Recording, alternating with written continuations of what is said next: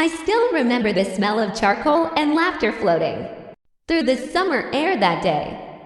The sun was warm on my skin, but inside my chest, something cold had already begun to settle.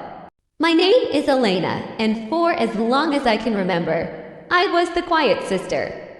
The one who never made waves. The one who showed up with a smile, helped in the kitchen, and faded into the background while everyone celebrated my older sister, Sophia. Sophia was the star beautiful, confident, married to a man who looked like he stepped out of a movie poster.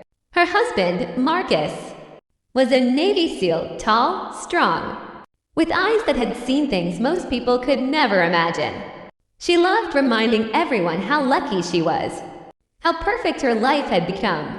That afternoon, our family had gathered for the annual BBQ at our parents' backyard. Strings of lights twinkled overhead. Kids ran around chasing bubbles, and the grill sizzled with ribs and corn. I arrived alone, as always. No husband, no dramatic stories to tell. Just me, carrying a homemade peach cobbler and trying to ignore the familiar ache of being invisible. Sophia spotted me immediately. She was standing in the center of a circle of cousins and aunts, wine glass in hand, her laugh ringing out like bells. When she saw me, her smile sharpened into something else. Oh look, everyone! Elena's here. Still flying solo, I see. A few polite chuckles rose around her. I forced a small smile and set the cobbler down on the table. Hey, Soph, happy to be here. She tilted her head, eyes sparkling with that familiar mix of pity and amusement. You know, sis, you really should get out more. I mean, at your age. Still waiting for Mr. Right? Or are you just waiting for someone to notice you at all? The words landed like stones in still water. My cheeks burned, but I stayed quiet. I always stayed quiet. That was my role, keep the peace, smile through it, let Sophia shine. But what I didn't know that day was that everything was about to change. Because hidden in my quiet life was a secret I had never shared with any of them. A part of me that no one at that table had ever seen. I excused myself to help Mom in the kitchen, my hands trembling as I sliced tomatoes. Sophia's voice carried through the open window, louder now, entertaining the group with stories about her perfect marriage and how some people just weren't cut out for the kind of excitement she lived every day. I swallowed the lump in my throat and told myself it didn't matter. But deep down, something inside me was already cracking as the afternoon wore on. The teasing didn't stop. It never really did with Sophia. She had always been like this, comparing, measuring, making sure everyone knew she had won the better life. While the men stood around the grill talking sports and work, Sophia gathered the women closer and launched into another story. This time, it was about me. You guys remember how Elena used to be the shy one in school? Always with her nose in books or whatever she did back then. She laughed lightly, waving her hand. Now look at her. Still the same. No ring, no big career moments to brag about. I keep telling her, life isn't going to hand you things. You have to go out and grab them like I did with Marcus. And Linda nodded sympathetically. One cousin giggled nervously. I stood a few feet away, refilling lemonade, feeling every eye flick toward me with that mixture of pity and second-hand embarrassment. My heart shattered a little more with each word. I had spent years supporting Sophia, helping plan her wedding, being there when she cried over silly fights, cheering louder than anyone when Marcus proposed. I had put my own dreams on hold more times than I could count, telling myself family came first. But in that moment, surrounded by the people who were supposed to love me most, I felt completely exposed, broken, like I was nothing more than the punchline to my sister's perfect life. Until everything changed. Marcus had been quiet most of the afternoon, flipping burgers and nodding along to the guys' conversations. He wasn't one for loud talk. SEALs rarely are. But when Sophia's voice rose again, honestly, Elena, Maybe you should just accept that some of us are meant for extraordinary lives and others. Well, not so much. Marcus suddenly turned his head. His expression shifted. The easy smile faded. His eyes locked on me across the yard, sharp and focused, like he was seeing me for the first time. Then I heard it. My phone buzzed in my pocket, a quick vibration I almost ignored. But the notification preview lit up with a single word that made my stomach drop. Ghost. It was a message from my team lead.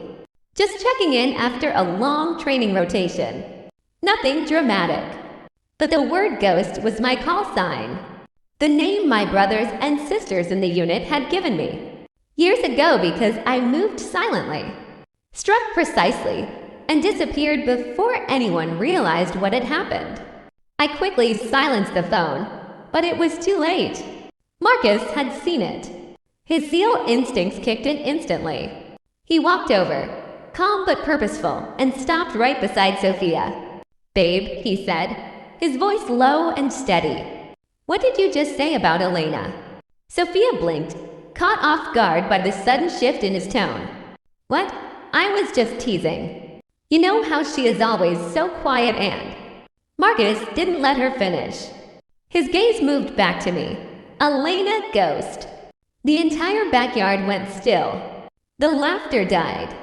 Even the kids seemed to sense the change in the air. I met his eyes. For the first time in my life, I didn't look away.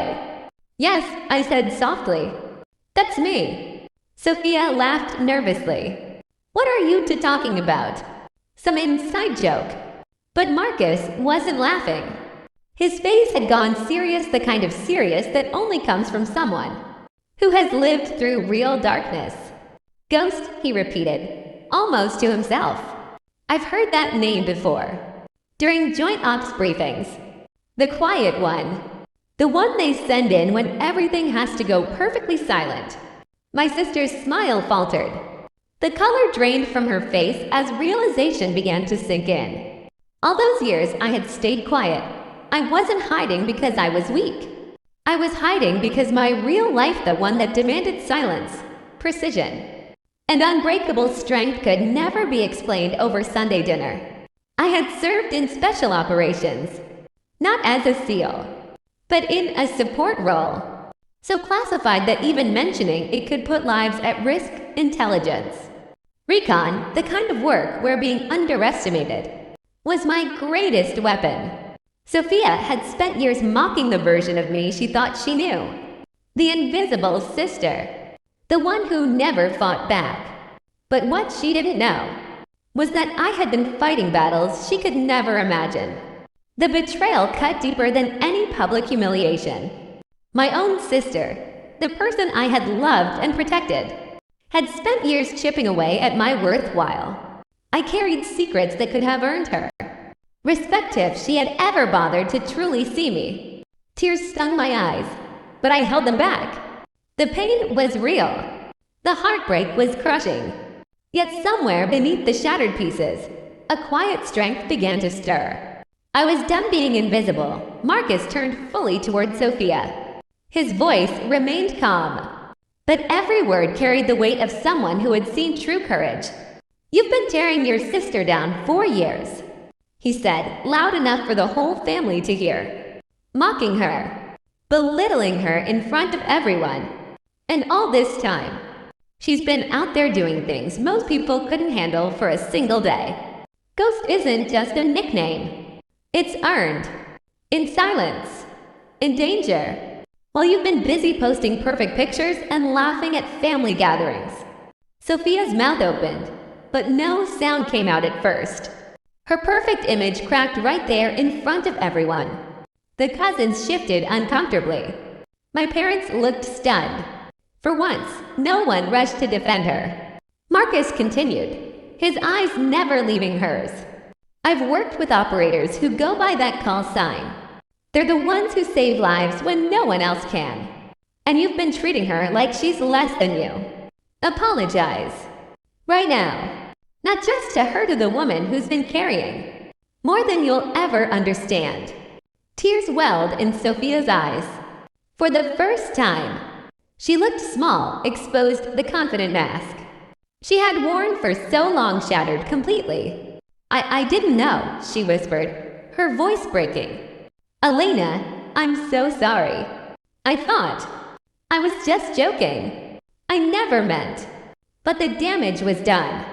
The words she had thrown so carelessly now hung heavy in the air. Impossible to take back. I stepped forward, my heart still aching, but my voice steady.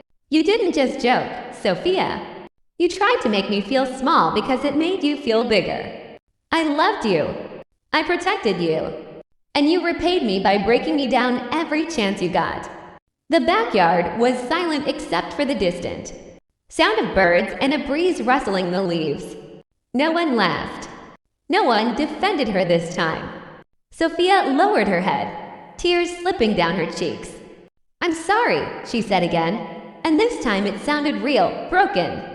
Marcus placed a gentle hand on my shoulder, a quiet sign of respect between warriors. You don't owe anyone an explanation, Ghost, but if you ever need anything, you've got a brother now. In the weeks that followed, everything shifted. Sophia's perfect image lost its shine in the family. People started reaching out to me not with pity, but with genuine curiosity and admiration. I didn't gloat. I didn't need to. The truth had spoken for itself. The revenge wasn't loud or cruel. It was quiet, precise, just like my call sign. The truth exposed her words for what they were, empty and small, while my hidden strength stood tall, without needing to shout. Today, I carry myself differently. The quiet sister is still quiet, but now it's by choice. I know my worth. I know the battles I've fought in silence. And I've learned that the people who truly love you will see you, even when you don't announce yourself. If there's one thing I want you to take from my story, it's this. Never underestimate the quiet ones. The ones who smile through the pain. The ones who show up without fanfare. Sometimes, they're carrying entire worlds inside them, worlds built on courage, resilience, and grace you may never fully understand. And when someone tries to break you down to lift themselves up, the truth has a way of stepping in. Sometimes, it arrives in the form of a calm, steady voice that simply says, enough. I've found my peace now. Not in revenge, but in finally being seen for exactly who I am. Thank you for listening to my story. If you've ever felt invisible, remember, your light doesn't need to scream to be real. It only needs to keep shining.